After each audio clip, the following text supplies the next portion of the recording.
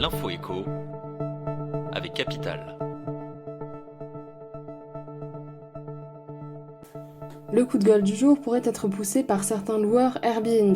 La Cour de justice de l'Union européenne vient en effet de rendre un arrêt qui risque fort de les contrarier.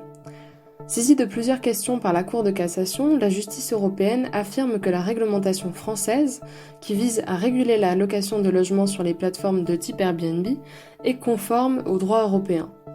Selon la Cour, le régime d'autorisation préalable à la mise en location est bien justifié par une raison impérieuse de lutte contre la pénurie de logements. L'étau se resserre donc doucement sur les propriétaires peu soucieux des règles qui avaient jusqu'ici échappé aux sanctions. Plus d'informations sur capital.fr.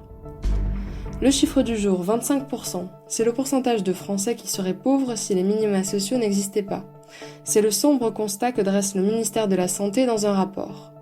Concrètement, une personne seule sans activité et locataire de son logement peut percevoir, grâce au RSA et aux allocations logement, 776 € par mois. Des allocations qui jouent aussi un rôle majeur pour les familles nombreuses, dont le taux de pauvreté dépasse les 30%.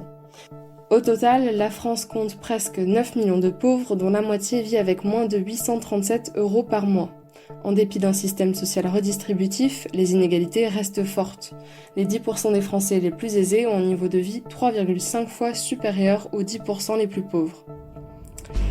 L'info pratique capitale. Pour faciliter les démarches administratives des personnes de plus de 60 ans, un formulaire test a été lancé dans 5 départements.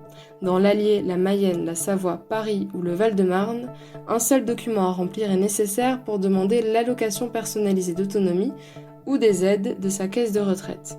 Les demandeurs doivent d'abord répondre à 4 questions pour estimer leur degré d'autonomie.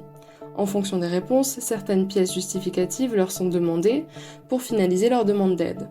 Ce test doit durer jusqu'à la fin octobre, avant une possible généralisation du formulaire type sur l'ensemble du territoire en début d'année prochaine. On termine par la durée du congé de paternité qui va doubler et passer à 28 jours selon l'Élysée. Cela permettra à la France, un temps en pointe sur le sujet, de combler une partie de son retard par rapport aux meilleurs élèves européens. La réforme devrait entrer en vigueur à la mi-2021. Avant cela, elle devrait être discutée par l'Assemblée nationale puis par le Sénat et devrait être insérée dans le projet de loi de financement de la sécurité sociale. Emmanuel Macron devrait confirmer cette mesure forte ce mercredi lors d'un déplacement. C'était l'Info écho avec Capital.